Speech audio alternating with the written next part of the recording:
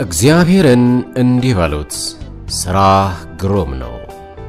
መዝሙረ ዳዊት ምዕራፍ 66 ቁጥር 3።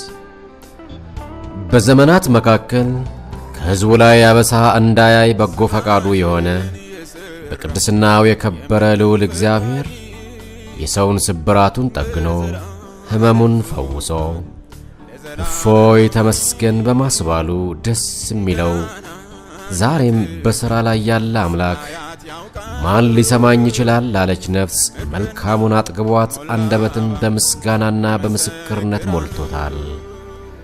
አስደናቂው የክርስቶስ ኢየሱስ ብቸኛና ገናና ስም ተጠርቶበት የሕመም ጨለማ ወዴት እንደገባ ሳይታወቅ ከብርሃን ልጆች ሰውነት ውስጥ ተመንግሎላቸውና ተነቅሎላቸው የነገሥታትን ንጉሥ ድንቅነት እንዲህ በአፋቸው ሊያወጉን የተዘጋጁ ወገኖች ናቸው።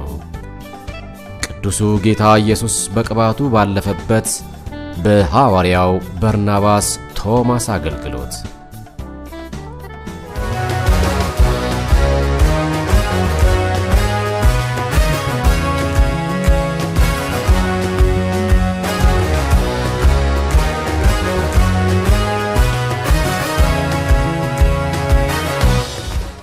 ወይዘሮ ክቤ ባጫ አንድ ልጅ ነበራት። ከዚያ ወዲያ ልጅን አርግዞ ወልዶ ለመሳም ሕልም ነበረ። ከተጸለየላት በኋላ የሆድ ፍሬ በረከት ወደ ቤቷ መዝለቁን ለእግዚአብሔር ክብር እንዲህ ታወጋናለች። ልጅ ነገር በዚህ ቤተ ክርስቲያን በሐዋርያው ጸሎት ልጅ አልነበረኝም። አንድ ልጅ ነች የመጀመሪያ ልጅ ያለችኝ። ከዛ በኋላ ልጅ ለመውለድ እፈልግ ነበረ እና ልጅ ለመውለድ እየፈለኩኝ ሳለ ነገር ግን ለ4 ዓመት የወር አበባም አላየሁም። እግዚአብሔር ሆይ በአንድ ልጅ ቀረሁኝ ወይ የሚል ጥያቄ በእግዚአብሔር ፊት ነበረኝ።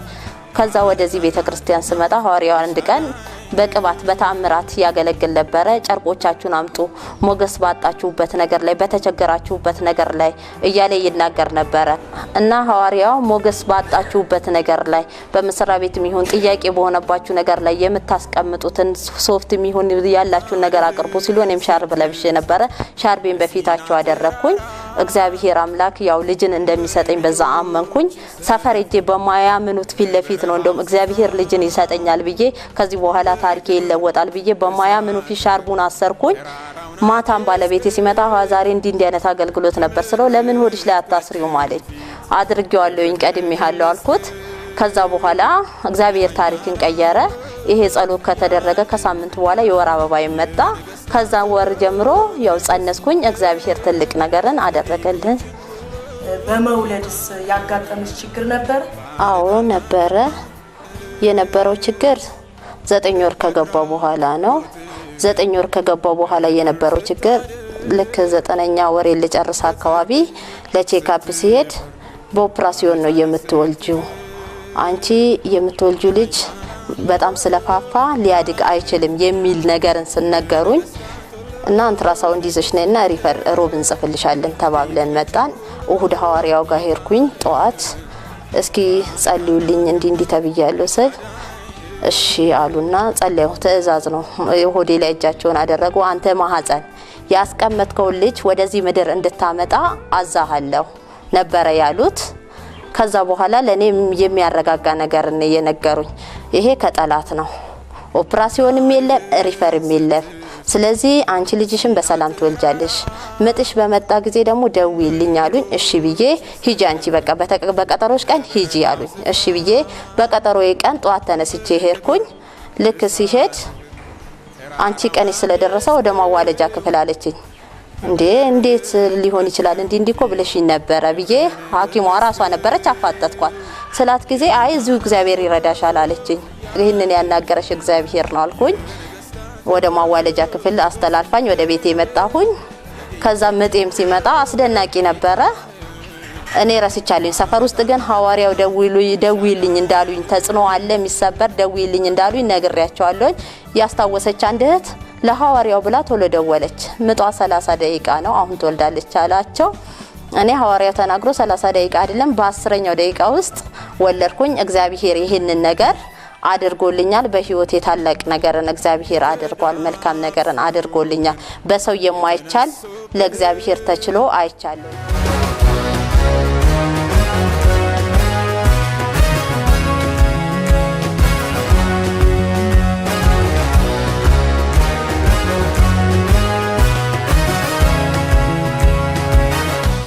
ሰዎቹም መሞቷን ስላወቁ ሳቁበት። እርሱ ግን እጇን ይዞ ልጄ ሆይ ተነሺ አላት።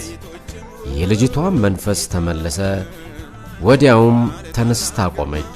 ሉቃስ ወንጌል ምዕራፍ 8 ቁጥር 53። ኧረ ማዳኑ እንዴት አስገራሚ ነው! እንዲህም ያለ ማስመለጥ አለን ያስባለ የእግዚአብሔርን ድንቅ ደራሽነት ጆሮ ያለው ይስማ። የሞተች በሕይወት መኖር ቻለች።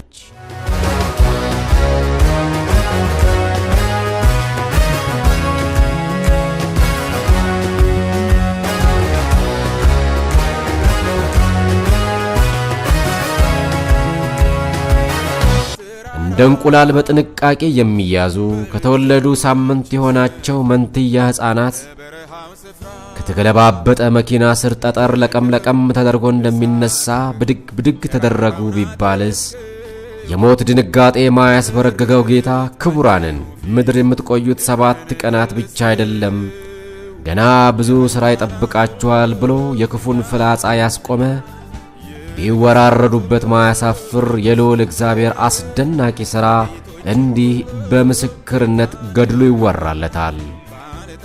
ለእርሷም ለቤቷም የተደረገን መለኮታዊ ጥበቃ እንዲህ ይሰማል በነቢይ ዘነበች ፈቃዱ አንደበት። ክብር ለኢየሱስ ይሁን። ነቢይ ዘነበች ፈቃዱ ይባላል። ዛሬ እግዚአብሔር ይህን እድል ስለሰጠኝ ላመሰግን እፈልጋለሁ። እግዚአብሔር በህይወቴ ብዙ ታምራትን አድርጎልኛል። በ1995 ዓመተ ምህረት ካገባሁኝ በኋላ እንዳገባሁኝ ደግሞ እርጉዝ ሆንኩኝ።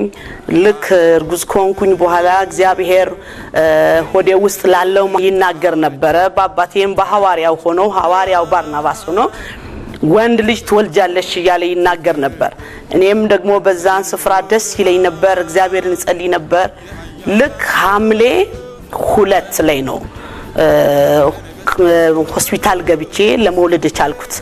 ልክ እዛ ሆስፒታል ሆኜ መንታ ትወልጃለሽ ተብሎ ሲነገርልኝ ወዳም ደወልኩለት።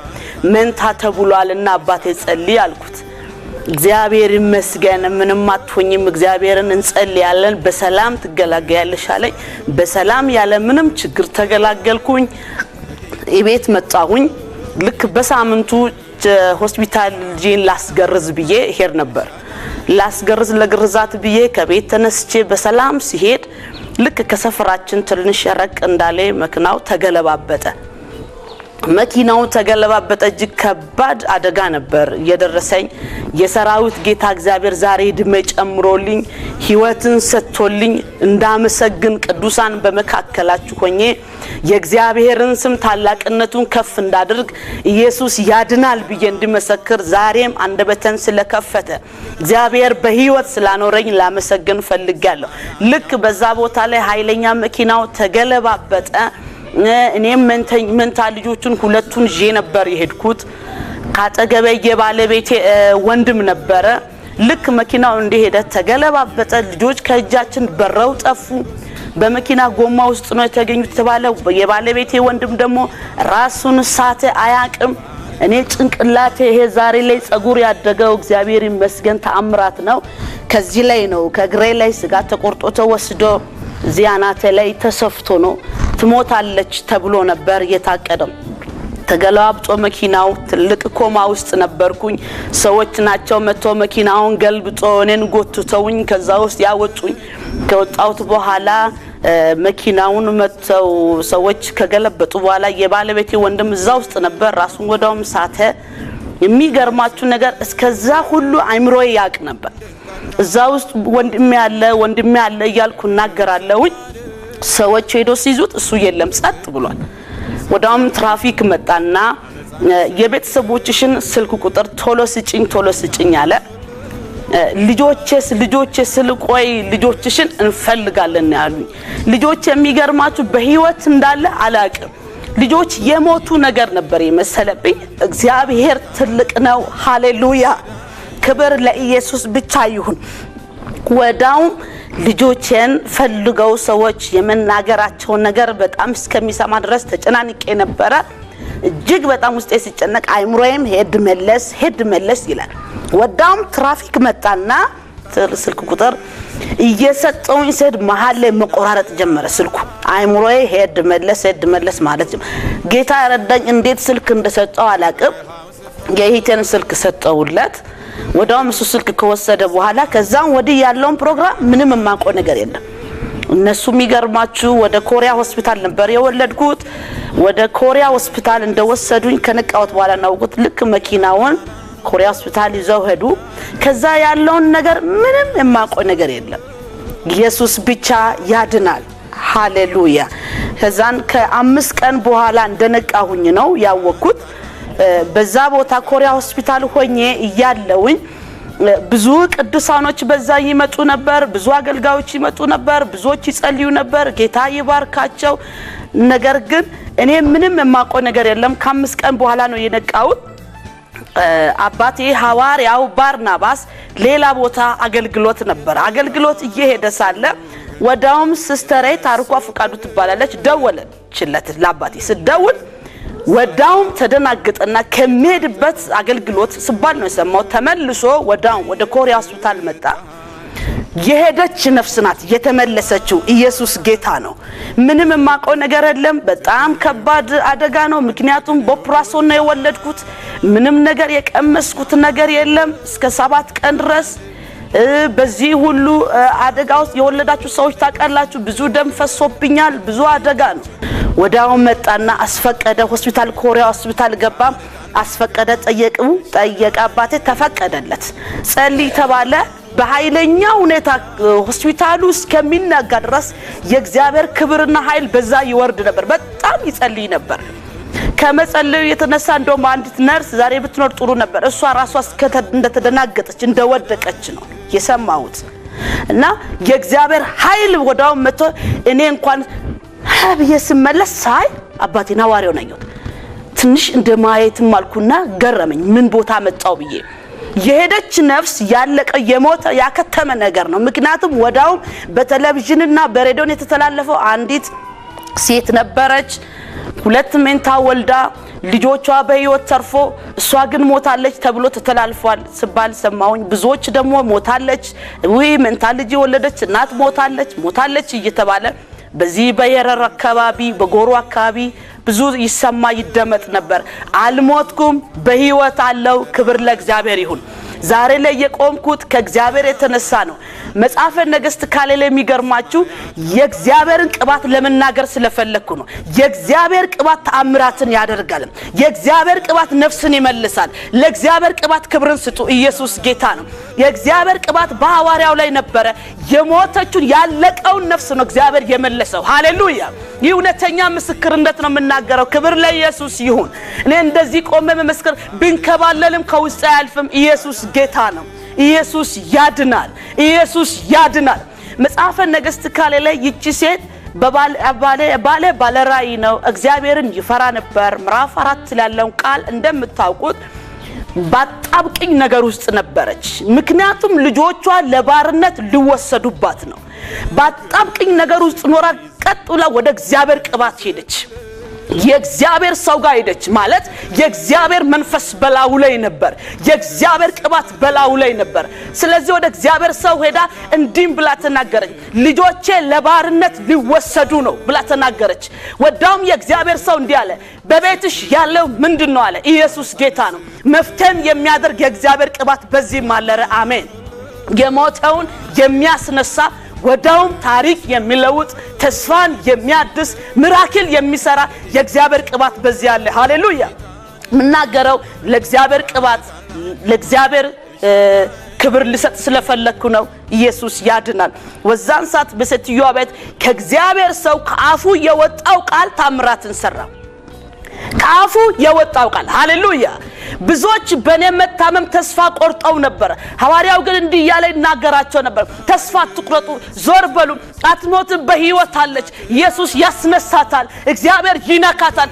አሁን በቀንበር ተሰብሯል አዋጅ ተገልብጧል እያለ ይናገር ነበር ሃሌሉያ በዛን ሰዓት ለብዙዎች ማመንም የተሳናቸው ጊዜ ነበር ብዙዎች ያለቅሱ ነበር እግዚአብሔር ግን ቃሉን አከበረ ሃሌሉያ ወዳውም ይቺ ሴት የእግዚአብሔርን ሰው ጠየቀች ካፉ የወጣውን ቃል ይዛ ጥያቄ ወደ ሞላበት ጓዳዋ ገባች ወደ ጥያቄዋ ወደ ሞላበት ደሳሳዋ ጎጆ ገባች ያፉ ቃል በቤቷ ተአምራትን አደረገ ሃሌሉያ ምን አለ በቤት ይሻላት የዘይት ማሰሮ ጥቂት ናት አለች ሂጂና እሱን ጠባርጊ አላት ጋኖቹን ሁሉ አታሳንሺ ሰብስቢ አላት የተባለውን አደረገች አረ አሜን እግዚአብሔርም ወደ ጓዳው በቅባት ጉልበት በተአምራት ገባ ዛሬም በህመም ላይ ያላችሁ ዛሬም ደግሞ በልዩ እግዚአብሔር ክዳን ገብቶላችሁ ተስፋ የምትቆርጡት ዛሬም የእግዚአብሔር ቅባት ተነግሮላችሁ ይያለ የምትቆዝሙት ብትኖሩ አይዟችሁ ኢየሱስ ያድናል በነቢያትም የተነገረ ቢኖር በሐዋርያትም የተነገረ ቢኖር በህልም በራእይም የተነገረ ቢኖር የእግዚአብሔር ሕዝብ በዚያ አጋጣሚ መልእክታለኝ እግዚአብሔር ያለው ይሆናል በጣም ባጣብቂኝ ሰዓት ውስጥ ነው የእግዚአብሔር ቅባት መጥቶ ያገኘኝ የሚገርማችሁ ዛሬ ላይ የመኖር እንደዚህ ሆኜ ቆሜ መናገር የእግዚአብሔር ምስጢር ነው ኢየሱስ ጌታ ነው አንድም የአይምሮዬ ሴል አልተነካም አጠገቧ ዶክተሮች ነርሶች የሚሉት ብዙ ህዝብ እኔን ለመጠየቅ ይመጣ ነበር ማአት ህዝብ አትግቡ አትጠይቁ ብዙ ደግሞ እሷን እንዳታናግሩ ተብሎ አይሲ ክፍል ነው የቆየሁት ሰው መግባት አይቻልም አይሲ ክፍል ደግሞ ከወጣሁት ለብቻ ጸጥታ ክፍል ተሰጠኝ ሰው ማናገር አይቻልም ሰው ከኔ ጋር መጥቶ ማውራት አይፈቀድም ሰው ካወራ አይምሮዋ ይጎዳል ተብሎ የሚገርማችሁ አንዳችም የአይምሮዬ ሴል አልተነካም ሃሌሉያ ዛሬ ሙሉ በሙሉ ኢየሱስ ፈውሶኛል እግዚአብሔር በሐዋርያው ሆኖ የተናገረው ምንድነው ብትሉ ጸለየ ቀንበርን ሰበረ የሞተች ነፍስ በህይወት መኖር ቻለች ዛሬ እግዚአብሔርን ላመሰግን ፈልጋለሁ ከመከራ ሁሉ ለታደጋት አይኖቿም የጠላቶቿን ውድቀት ለማየት ላበቃት ለናዝሬቱ ኢየሱስ ክብር ይሁን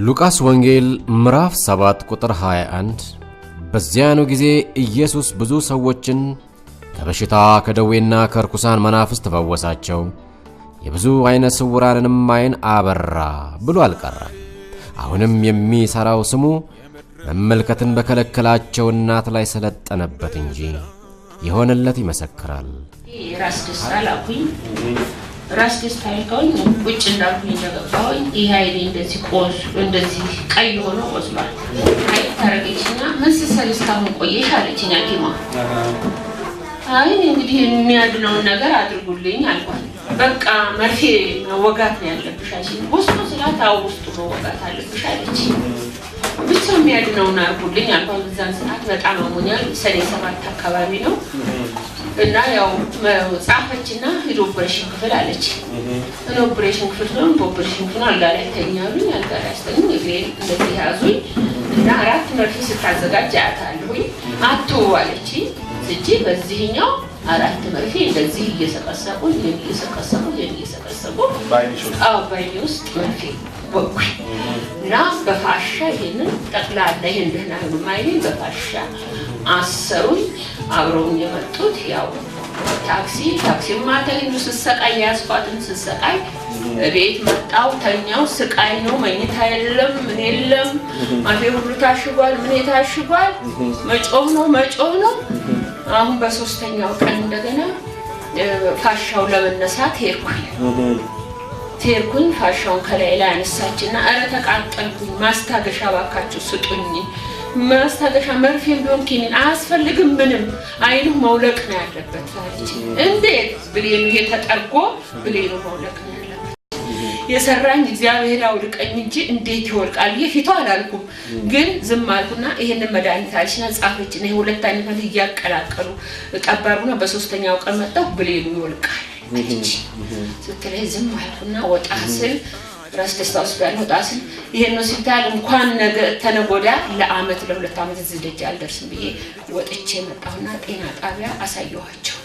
ብሌኑ ይውጣሉኝ አይኑ ለምንድን ነው እንባው አልቆመልኝ እኔ ተቃጠልኩኝ ምግብ መብላት አልቻልኩኝ ብለ አይ እነሱ ስፔሻል ናቸው ያውቃሉ አሉ ነው በቃ አልሄድም እተኛለሁ ብዬ ወርቅ 15 ቀን ቤተኛሁ በቃ ወርቅ 15 ቀን ተይቼ አሁን ያለፈው ሰኞ ላይ አንድ እህት አሁን ማብራኛለች እሷ እስቲ ጀርመኖች ጋር እንሄድ አዋሪ ዛም ካርድ አለኛልና ተነስቼ አብረን ሄድ አዩኝ እንትን አሉኝ እና ነገርኳቸው መደበቅ አልፈሰው አትንገሪ እንዳረጉሽ በመርፌ አትንገሪ ለምን ነግራለሁ ብዬ ተመዘገበ እንዲህ በመርፌ ሰርሰሮኛል የነገርኩኝ ሐኪሟ መረመረችኝ ስታይ ለምንድን ነው ምን ለማድረግ ነው የሰረሰሩ አለችኝ አላውቅም ሰረሰሩኝ አሁን የመርፌ ወጋው ያመኛል ስላ እስቲ ታዋለችኝ የዚህ ግፊት ያይን ግፊት እሱ ነው ለምን እንዲህ አደረጉት ሊያጣፉት ነው ወይስ ምን አላውቅም እኔ አልኳት እዛ ኮሬው እንትኖቹ ጀርመኖቹ ጋር ሄድኩኝ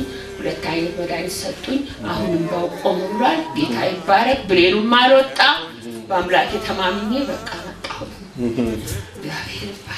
ሰማችሁ አንዳንዴ ሰይጣን ጦራታ ይወጣ ይመስለናል ሰይጣን ቀደም ብያለሁ ሐኪሞችን ይጠቀማል ስለዚህ ለጤናችሁ ስትሄዱ የማይሆነው ነገር የሚያዛችሁ ሙሉ ልትቀበሉ አይገባም በመጀመሪያ ከጌታ ምሕረት ልታገኙ ይገባል ልቶቻችሁን የፈጠረ ጌታ ነው አሁን ጌታ አይንሽን ይፈውሳል ብሌኑም አይወጣም አሁን ፍጹም አይተሽ ነው ተጂ እግዚአብሔር ይመስገን እናት ዘይተን አምጪልኝ መነጽሮን ያዝልኝ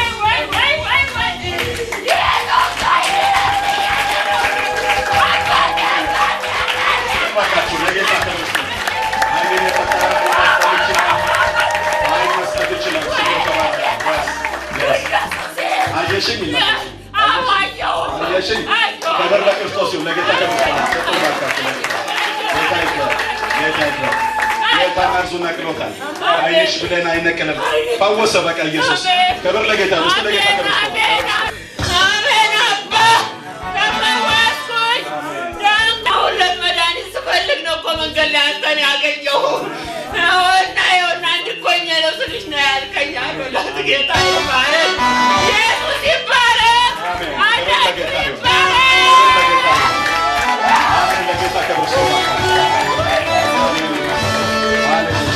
ሃሌሉያ እግዚአብሔር ይመስገን ጌታ ይክበር ጥያቸው እስቲ ያላየሻቸው ህዝቦችሽ ነው ለአምላክሽ ክብር ይስጥሽ አሜን ጌታ ይባረክ ስሙ ይባረክ መንግስቱ ይባረክ ጌታ ይክበር ካለማየት ወደ ማየት መምጣት የዋዛ ጉዳይ አይደለም ቢዘሉ ቢጮሁ የሚይዙት የሚጨብጡትን ቢያጡ ልክ ናቸው ምህረቱ ከዚህም በላይ ያስደርጋል አየዋችሁ አየዋችሁ አየዋችሁ ክርስቶሳችን ዛሬም ያስበላል ክብር ከዘላለም እስከ ዘላለም ለእግዚአብሔር ይሁን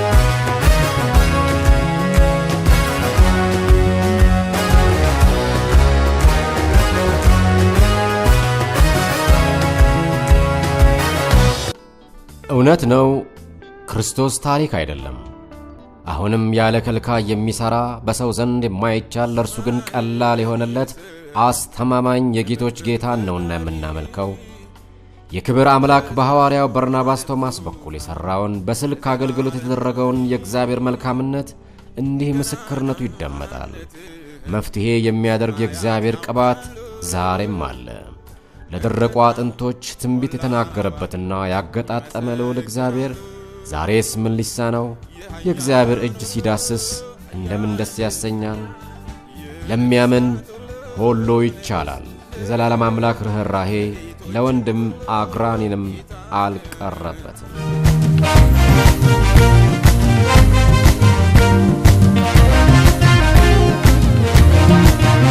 በመጀመሪያ ለረዳኝ አቅም ለሆነኝ ምህረቱ በኔ ላይ ላገነነ ዛሬ እንዲህ ለመናገር ቁጭ ለማለት ያበቃኝ ለሰራዊት ጌታ ለእግዚአብሔር ክብር ይሁንለት።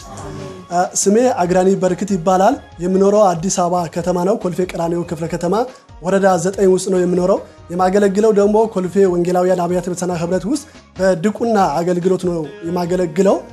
እግዚአብሔር መስከረም 17 ላይ ከምሽቱ 3 ሰዓት ከ10 አካባቢ በስልክ አገልግሎት እግዚአብሔር ያደረገልኝ ድንቅ ነገር ለመናገር በዚህ ቲቪ ስክሪን ላይ ለማስተላለፍ ነው የቀረብኩት። ነሐሴ 14 ከሌሊቱ 7 ሰዓት ተኩል አካባቢ የወንድሜ ልጅ ኦፕራሲዮን ፈንድቷል በማለት ወደ ወላይታ ሆስፒታል ለመሄድ ወንድሜ ወደዚህ አዲስ አበባ አሸዋ ሜዳ የሚባል ቦታ ነበርና ቀጥታ ወደኔ ደወለና ኮንትራት ለመያዝ መኪኖች ስልካቸው አጣሁና መኪናህን አስነስተ ወደ ሆሳና እንሄድ አለኝ። እንዴት አድርጌ ነው እኔ አሁን በዚህ ሰዓት ወደ አሸዋ ሜዳ የምመጣው በሌሊት ቢመቱኝስ አልኩት። እንዲህ በመለው ሰዓት በቃኛ ተነስተን እንምጣ ብሎ ተናገረኝ። አንድም ወንድማችን ከርሱ ጋር አብሮት ነበር። አንዲ ከሚሆንማ እኔ እመጣለሁ አልኩት። ቀጥታ ጌታ ሆይ ነፍሳችን መንገዳችን መኪናውን ለታመኑ እጆች አደራ አሳልፌ ላንተ ሰጣለሁ በማለት ተነሳሁኝ። ባለቤቴ ይሄ ላንተ ለፈተና የመጣ ጉዳይ ነውና እባክህ አረጋጋው አለችኝ። አሁን ማረጋጋት የምችልበት ሂደት አይደለም። ስለዚህ ባልሄድ የሚረዳኝ በሌላ መረዳ ስለሚሆን ቀጥታ መሄድ አለብኝ አልኩኝ። ተነስቼ መኪናውን ዘይቱንና ውሃውን አይቼ ሞተሩን አስነሳው።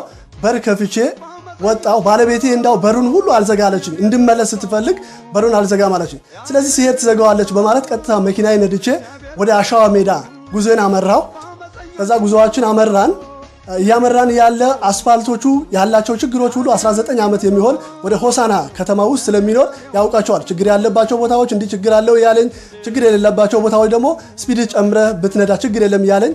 ያመራን ወደ 92 ኪሎ ሜትር ከደረስን በኋላ ከሌሊቱ 9 ሰዓት አካባቢ ወደ ሱተን ከተማ የሚባል ቦታ ከደረስን በኋላ ቁልቁለት ወርደን ወደ ከፍታ የሚያወጣ መንገድ ነበርና ቦታው ሄጀበት ስለማላውቅ የማላውቀው ቦታ ነበር። መሪውን ሃይድሮሊክ ስለነበረ አነጠረኝ። በሚያነጥረኝ ሰዓት መሪውን ዋለለ። ከዋለለ በኋላ አንዴ ወደ ግራ አንዴ ወደ ቀኝ አንዴ ወደ ግራ ያለ ገደል ወጥተን ነበር። በእግዚአብሔር እርዳታና ቸርነት ወደ ግራ በኩል በማውጣት 3 መንቲያ ባህር ዛፍ አግኝቼ ከ3 መንቲያ ባህር ዛፍ አጋጨሁት። እንዳጋጨሁት አምሮዬ ብዙ አልሳተም፣ ግን ማርሽ ዜሮ እንደሆነ አየሁኝ። ቁልፍ ከኳድሮ ውስጥ አውጥቼ ኪሴ ውስጥ መጨመሩ ማስታውሰው ሂደት የለኝም። የእጅ ፍሬን ግን ስስብ አስታውሳለሁ። መኪናዬ ልክ የእጅ እንዳቆምኳት መስሎኝ የእጅ ፍሬን ስስብ አስታውሳለሁ። ከዛ በኋላ ወንድሜ አየሩን ሳጣው ቀጥታ እየሞተ ስለመሰለኝ እግሬ ላይ በማስተኛት ማልቀስ ጀመርኩኝ። እየቆየ ወንድሜ ሞትኩኝ የሚል ድምፅ አሰማኝ። በሚያሰማኝ ጊዜ ደግሞ በቃ ተርፈናል፣ አካለ ጎደሎ እንኳን ብንሆን መኖራችን መልካም ነውና እግዚአብሔር ይመስገን የሚል ሐሳብ ሰጠሁት። ቀጥታ እየቆየ ደግሞ በረደኛ አለኝ። የለበስኩትን ኮት አውጥቼ በጭንቅላቱ አኖርኩት።